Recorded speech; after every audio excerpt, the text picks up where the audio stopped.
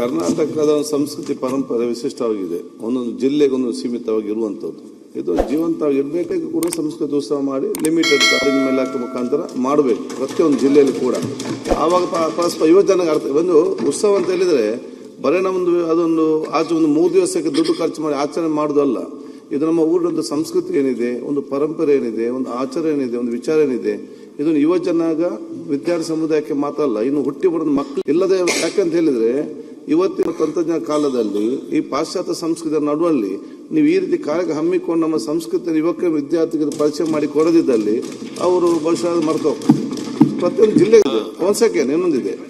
ನೀವು ಚರ್ಚೆ ಮಾಡಿರೋ ಬಗ್ಗೆ ಒಂದು ಜಿಲ್ಲೆಗೆ ಒಂದು ಇಷ್ಟು ಅನುದಾನ ಅಂತೇಳಿ ಮತ್ತೆ ನೀವು ಕಾರ್ಯಕ್ರಮ ಮಾಡುವಾಗ ಅನುದಾನ ಬಿಡುಗಡೆ ಆದೇಶ ಮಾಡ್ತೀರಿ, ಅದನ್ನು ಕರೆಕ್ಟಾಗಿ ಜಿಲ್ಲಾಧಿಕಾರಿಗೆ ಬಿಡುಗಡೆ ಮಾಡಬೇಕು. ಇಲ್ಲದೆ ಏನಾಗ್ತದೆ ಅಂತ ಹೇಳಿದ್ರೆ ನಮ್ಮಲ್ಲಿ ಕರಾವಳಿ ಉತ್ಸವಕ್ಕಂತ ಅನುದಾನ ಬಿಡುಗಡೆ ಮಾಡಿ ಆಯ್ತು ಅಂತ ಹೇಳಿ ಅವರಲ್ಲಿ ಕಾರ್ಯಕ್ರಮ ಮಾಡಿ ನೀವಿಲ್ಲಿ ದುಡ್ಡು ಬಿಡುಗಡೆ ಮಾಡದೆ ಈ ಫಂಕ್ಷನ್ ಮಾಡಿದವರು ಬಂದಲ್ಲಿ ಮನೆಯಲ್ಲಿ ಕೂತ್ಕೊಂಡಿದ್ದಾರೆ GDC ಅವರ ಮನೆಯಲ್ಲಿ.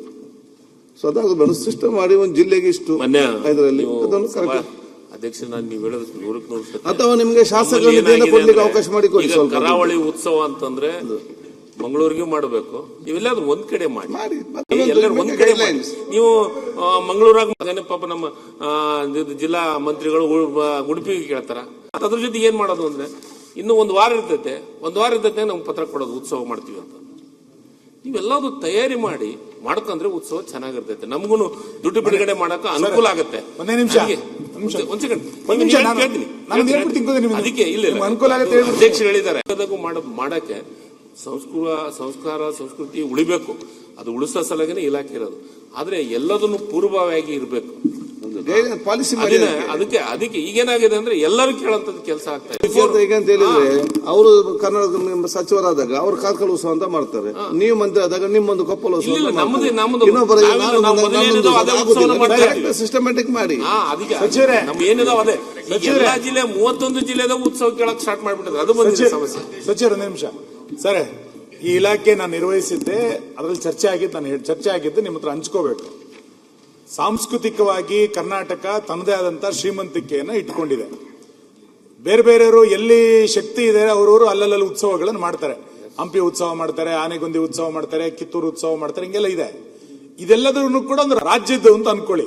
ಇನ್ನು ಎಲ್ಲ ಜಿಲ್ಲೆಗಳಿಗೂ ಕೂಡ ಒಂದು ಜಿಲ್ಲಾ ಉತ್ಸವ ಅಂತ ಮಾಡಬೇಕು. ಯಾಕೆಂದ್ರೆ ನಾವು ಚರ್ಚೆ ಆಗಿತ್ತು ಹಣಕಾಸಿನಲ್ಲಿ, ನಾವು ಕೇಳಿದ್ವಿ, ಹಣಕಾಸಿನವರು ಗೊತ್ತಿದೆ ನಿಮ್ಗೆ ಹೆಂಗಿದೆ ಅಂತ, ಅದು ಬೇಡ ವಿಷಯ.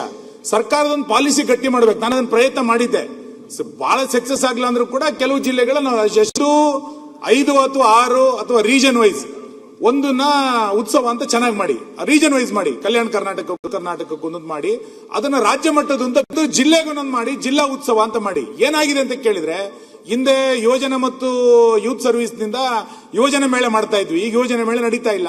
ಲೋಕಲ್ MLAಗಳನ್ನ ಅಥವಾ ಲೋಕಲ್ ಸಂಘ ಸಂಸ್ಥೆಗಳನ್ನ ಜೋಡಿಸಿ ಖಂಡಿತ ಸಹಕಾರ ಮಾಡ್ತಾರೆ. ಎಲ್ಲವನ್ನೂ ಕೂಡ ಸರ್ಕಾರ ಕೊಡಬೇಕು ಅಂತೇನಿಲ್ಲ, ಆದ್ರೆ ಎಲ್ಲ ಜಿಲ್ಲೆಗಳಿಗೊಂದು ಜಿಲ್ಲಾ ಉತ್ಸವ ಅಂತ ಮಾಡಿ, ಅದು ಜಿಲ್ಲಾ ಕೇಂದ್ರದಲ್ಲಿ ಆಗಬೇಕು ಅಂತ ಏನಿಲ್ಲ. ಸೊ ಇದಕ್ಕೊಂದು ಪ್ಲಾನ್ ಮಾಡೋದು ಒಳ್ಳೇದು, ಅಗತ್ಯ ಇದೆ. ಅವಾಗ ಏನಾಗುತ್ತೆ, ಆರ್ಥಿಕವಾಗಿ ಶ್ರೀಮಂತ ಆಗ್ಲಿಕ್ಕೆ ಒಳ್ಳೇದಾಗುತ್ತೆ. ಈ ಹಿನ್ನೆಲೆಯಲ್ಲಿ ಸರ್ಕಾರ ಚಿಂತನೆ ಮಾಡೋದು ಒಳ್ಳೇದು.